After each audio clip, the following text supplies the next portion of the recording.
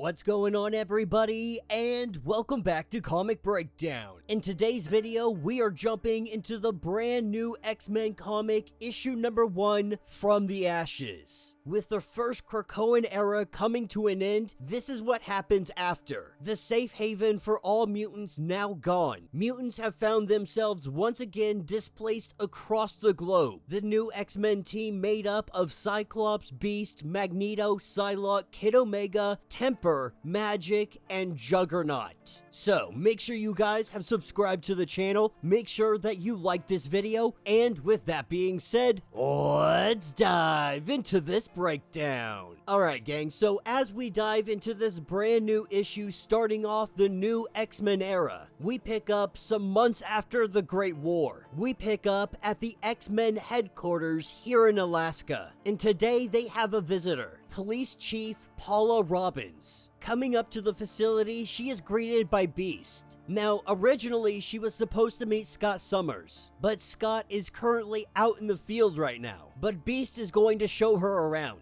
gonna show them what all of this is about. This is what picks us up with our X-Men team. Psylocke, Kid Omega, Cyclops, Juggernaut, Magic, all in the jump ship. The assault team made up of Juggernaut and Magic. The two of them are dropped off and they jump right into the fray. Engaging the Marauders autopilot, Temper, and the rest of the team, they all jump out. Juggernaut taking down the anti-air defenses. The X-Men team jumps into action to rescue some mutants. As we pick back up at the facility with Beast, with him guiding the police chief around, showing the whole facility, this is where they run into Glob. Glob in here just doing agricultural work. Growing plants, growing food, trying to make this place kind of self-sustaining, if you will. The police chief is really here to find out what's been going on up here. Many of the townspeople have been concerned that the X-Men have moved in and taken over this facility. Before this plant had shut down, it was the livelihood for a lot of people. The problem with that, this was a Sentinel factory. They built the murder machines here at this place. And Beast even lets her know that calling this place manufacturing jobs, it's a bit disingenuous, especially considering what the Sentinels had done to mutant kind.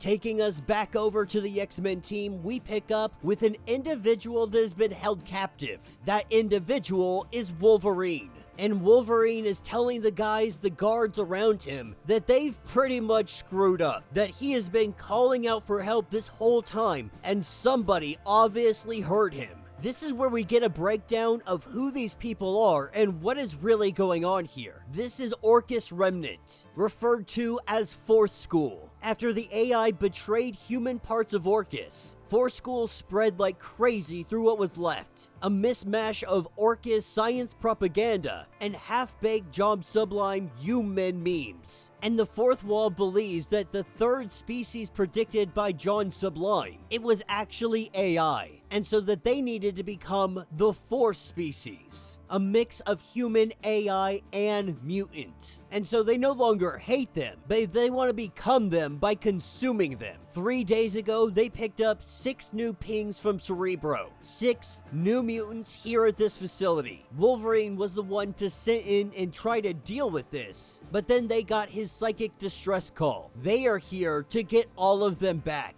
Taking us back over to the Chief and Beast. The Chief is really just letting Beast know that you're not wrong, but right now she has a town full of people with no jobs. They were hoping that this factory would open back up someday. First, Orchis automated it. Then the Avengers smashed it all to bits. Now it's owned by Beast and friends. But as they continue on, she goes on to learn they grow food, they run missions, but what else do they do? And why here? Why Alaska? And Beast informs her that their agriculture endeavors, these are just one project. But the long and short of it is, they've been trying to build a life in a place that was, good for nothing but dying. Sentinels built in this place. They had an Eden and that was taken away from them. So now they're stuck trying to find their place in the world all over again. Refugees yet again in a world that does not want them. Picking us back up with our heroes. Wolverine chained up, and as one of the guards runs out to give reinforcements to the other, this guy's left here guarding Wolverine, but doesn't know that in the shadows, Psylocke lurks. picking up with Temper and Kid Omega. Kid Omega is kind of giving some trouble to Temper, saying that she's playing the good little soldier, cause how many times have Cyclops and the X-Men failed her alone? But Temper has joined this team so that she can ensure X-Men don't fail anyone else ever again. While they argue, this is where we have the arrival of Magic and Cyclops. Cyclops agrees. He has failed a lot of people. That is why he asked both of them to be on this team. We see that the Sentinel they were battling, it is taken down.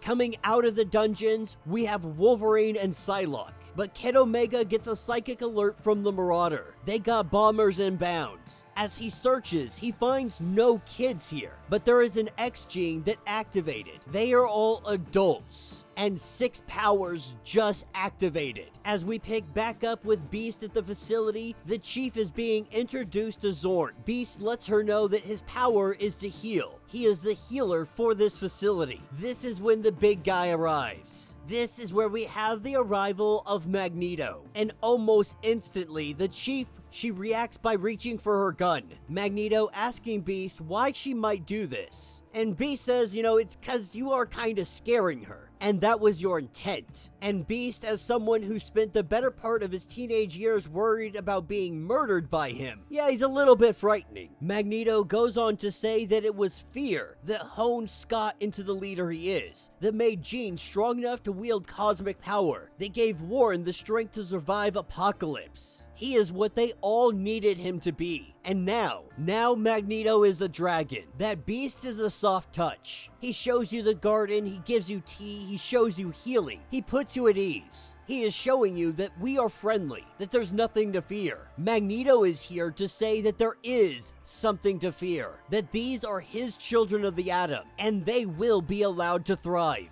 Picking back up in the battle, Cyclops is getting a sit rep. They recognize that all of these guys, the bad guys, they're mutants. They're the ones that they came for. Now they're trying to figure out how 6 X genes activating all at once in adults was even possible. Kid Omega can tell that they are real mutants. This is when one of them let them know that the game has changed. They now activate when they want. With things looking like they might go sideways, Magic gets tired of this. She cuts off one of their arms. We have somebody that is watching a monitor of all of this transpiring, saying that this 4th school, this cell, it was a paper tiger, but they lucked out on the genetic material that they had to offer, what they call 6 viables. In the midst of this fight, all of them disappear. The X-Men left wondering what the heck that was and what the heck just happened. But as we pick up later that evening back at the factory, Wolverine and Scott having a conversation, and Wolverine's really saying that he's leaving. Tired of losing this game of civilization. After everything that happened on Krakoa, Wolverine is done. He simply can't do it anymore. Maybe he's given up, maybe he's not. But he thinks he's giving up the parts that simply don't work anymore, thinking that maybe he never should have left the woods. That was a life that he understood, and he let Cyclops know not to come looking for him. We pick up with Scott and Beast having a conversation a little later on, letting Scott know the police chief had come by. And while Scott had hoped to be here, he does wonder how it went. He thinks that he did a pretty extraordinary job at putting her at ease. But then Magneto did what he does. He thinks that overall, she's mostly favorably inclined towards them. But Cyclops knows that they're gonna need her, that they are vulnerable here until they can normalize relations with the town. Speaking of the town, Beast is ready to start scrapping something for parts. That something is the Sentinel that stands above the city, but Cyclops doesn't want it removed just yet. He wants to be sure that they never forget